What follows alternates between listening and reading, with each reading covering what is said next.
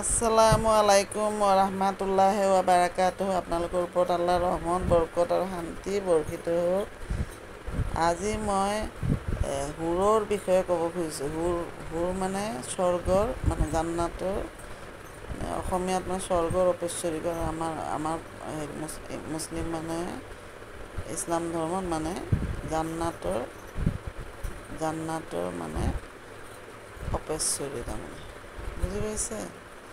তাৰমানে আমাৰ বিশ্বাসকাৰী পুৰুষসকলে জান্নাতত মানে বহুত মানে হেৰি পাব আৰু বহুত পুৰস্কাৰ পাব। কিন্তু চবতকৈ ডাঙৰ পুৰস্কাৰটো হৈছে তেওঁলোকে 70জনকৈ হুৰ পৰি পাব। হুৰ তাৰমানে বুজি পাইছে। এইটো সূৰা আৰ-ৰহমানত আছে, হুৰুম মাকচুৰাতুম ফিল খিয়াম। তাৰমানে হুৰসকলক জান্নাতত মানে এটা হেৰিৰ ভিতৰত থাকিব আৰু তাম্বু, মানে এটা হেৰি তাম্বু বুলি কয় আৰু সেইটোৰ ভিতৰত থাকিব। আৰু তেওঁলোকে কোনো জিন বা মানুহে স্পৰ্শ কৰা নাই। লাম ইয়াত মিছুন্না ইনচুন কাবলাহুম ৱালা জান। তাৰমানে তেওঁলোকক মানুহ আৰু জিনে স্পৰ্শ কৰা নাই। ইহঁতক কুমাৰী কৰি ৰাখিছে হুৰবিলাকক। জান্নাতী পুৰুষে 70জনকৈ হুৰ লাভ কৰিব। আৰু তেওঁৰ দুনিয়াত থকা ঘৈণীয়েকজনী যদি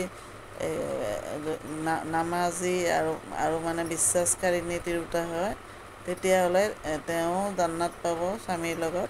আৰু 70জন হুৰৰ মানে চৰ্দাৰনী হ'ব। তাৰমানে 70জন হুৰৰ যিমান ধুনীয়া থাকিব, তাতকৈ তেওঁৰ ঘৈণীয়েকজনী বেছি ধুনীয়া থাকিব। যদি তেওঁ বিশ্বাসকাৰিণী তিৰোতা হয়, মৃত্যু হ'ব পাৰে, তেওঁ হুৰৰ চৰ্দাৰনী হ'ব। তাৰমানে 70জন হুৰ, মানে তাতে হিংসা নাথাকে। এই দুনিয়াত যেনেকৈ এজনী সতিনী আৰু এজনী সতিনীক হিংসা কৰে, তাতে একো হিংসা টিংসা নাথাকিব।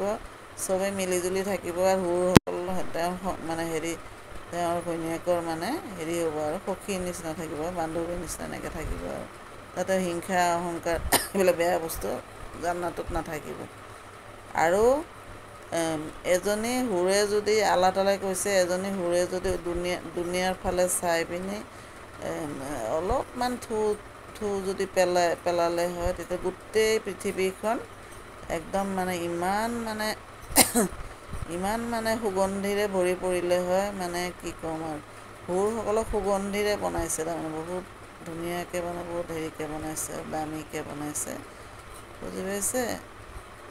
সেইবিলাক কোনো মানে মানুহে বা জিনে আজিলৈকে দেখা পোৱা নাই। ইমান ভাল ভাল বস্তু জান্নাতত ৰাখিছে। যিসকলে মানে দুনিয়াত মানে আল্লাহৰ হুকুম আৰু নবীৰ হুকুম মৃত্যুলৈকে মানি চলিব, যিসকল পুৰুষে, তেওঁলোকে এইবিলাক পুৰস্কাৰ পাব। যিসকল নাৰীয়ে আল্লাহৰ হুকুম নবীৰ হুকুম সকলো মানি চলিব এই পৃথিৱীত মৃত্যুলৈকে, তেওঁলোকে জান্নাতত, তেওঁৰ স্বামী যদি জান্নাতী হয়, স্বামীক পাব। আৰু যদি স্বামী জান্নাতী নহয়, স্বামী মানে আল্লাহৰ এটা হুকুমো নামানে, নবীৰ হুকুম নামানে, তেনেকুৱা স্বামী হ'লে তেতিয়াহ'লে সেই বিশ্বাসকাৰিণী তিৰোতাজনীক জান্নাতত শ্বহীদৰ আত্মাৰ লগত বিয়া কৰাই দিব। শ্বহীদৰ লগত মানে তাতে আল্লাহ বিয়া কৰাই দিব, বুজি পাইছে।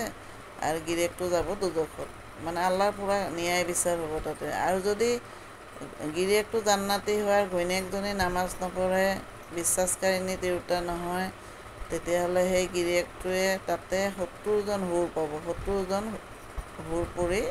70জনী হুৰ পৰি পাব। বুজি পাইছে। এনেকুৱা মানে হেৰি আমাৰ কোৰাণত আছে, আৰু আৰ-ৰহমান সূৰাত আছে হুৰৰ কথা। আৰু কোন কোন সূৰাত বা আছে মই নাজানো, কিন্তু আৰ-ৰহমান সূৰাত আছে, হুৰুম মাকচুৰাতুম ফিল খিয়াম, লাম ইয়াত মিছুনা ইনচুন কাবলাহুম ৱালা জান। এনেকৈ তাৰমানে জান্নাতৰ কথা বহুত আৰ-ৰহমান সূৰাত আছে, ৱাকিয়া সূৰাত আছে। আপোনালোকে পঢ়িব অৰ্থ সহকাৰে। ইউটিউবত যিটো ভাষাত পঢ়িব সেইটো হেৰি দি দিলেই হ'ল। আৰ-ৰহমান সূৰা in Bangla, in English, in Hindi, এনেকৈ দিলে আপোনালোকে মানেটো বুজিব। কোৰাণৰ মানে বুজিব লাগিব। অকল এৰাবিক পঢ়িলে আমি একোৱেই বুজি নাপাওঁ। কোৰাণখন জীৱন্ত কোৰাণখন আমাৰ জীয়াই থকা মানুহবিলাকৰ কাৰণেহে পঠাইছে। কোনটো ভাল কোনটো বেয়া সেইটো জানিবৰ কাৰণে, বুজি পাইছে। কোৰাণখন আল্লাহ তাআলাৰ বাণী, দ্য ৱৰ্ডছ অফ আল্লাহ, বুজি পাইছে। আমি কি কৰোঁ, কোৰাণখন আমি নেমেলোৱে, ঘৰত ধূলি মাকতি পৰি থাকে, এনেকৈ থৈ দিওঁ। এনেকৈ থ'লেতো আল্লাহেতো আমাক ভাল জেগা নিদিয়ে নহয়। কোৰাণ মতে আমি চলিব লাগিব। কোৰাণ হৈছে আমাৰ সংবিধান, মুছলিম ইছলাম ধৰ্মৰ মানুহৰ কাৰণে, হয়নে বাৰু। কোৰাণখন আমাৰ অকল ইছলাম ধৰ্মৰ কাৰণে অহা নাই, মানৱ জাতিৰ কাৰণে আহিছে, আমাৰ গোটেই মানৱ জাতিৰ কাৰণে আহিছে। কিন্তু আমাৰ মানৱ জাতি বহুত ধৰ্ম ভাগ ভাগ হৈ গৈছে, বেলেগ ধৰ্মৰ মানুহ বেলেগ বেলেগ ধৰ্মগ্ৰন্থ, আৰু আমাৰ হৈছে কোৰাণ, পবিত্ৰ কোৰাণ শ্বৰীফ। এইখন মানে সকলোৰে কাৰণে আহিছে। আৰু আমাৰ আখিৰি নবী দুজাহানৰ বাদশ্বাহ হজৰত মুহাম্মদ মুস্তাফা ছাল্লাল্লাহু আলাইহি চালাম গোটেই মানৱ জাতিৰ কাৰণে ৰহমত স্বৰূপ আল্লাহে পঠাইছে, বুজি পাইছে। কিন্তু আমি মুছলিম হৈয়ে আমি আখিৰি নবীৰ কোনো হুকুম নামানো, কোৰাণৰ কথা নামানো, কোৰাণ মানে আল্লাহৰ কথা নামানো, তেতিয়া আল্লাহে মানে কি কৰিব, এই 2 দিনৰ দুনিয়াত আমাক খালি পৰীক্ষা কৰিবৰ কাৰণে পঠাইছে। কোনে ভাল কাম কৰি আহিব পাৰিব, সেইটো পৰীক্ষা কৰিবৰ কাৰণে আমাক এই দুনিয়াত জীৱন মৃত্যু দান কৰিছে, বুজি পাইছে। এইটো সূৰা মুল্কৰ প্ৰথম আয়াতত আছে। কিন্তু আমি এইবিলাক নপঢ়োঁ নহয়, সেইকাৰণে আমি কেনেকৈ জানিম কওকচোন বাৰু। ভিডিঅ'টো ভাল লাগিলে আপোনালোকে লাইক, শ্বেয়াৰ আৰু ছাবস্ক্ৰাইব কৰিব নাপাহৰিব দেই। আজিলৈ আহোঁ, কিবা ভুল হ'লে কমেণ্টৰ জৰিয়তে জনাব।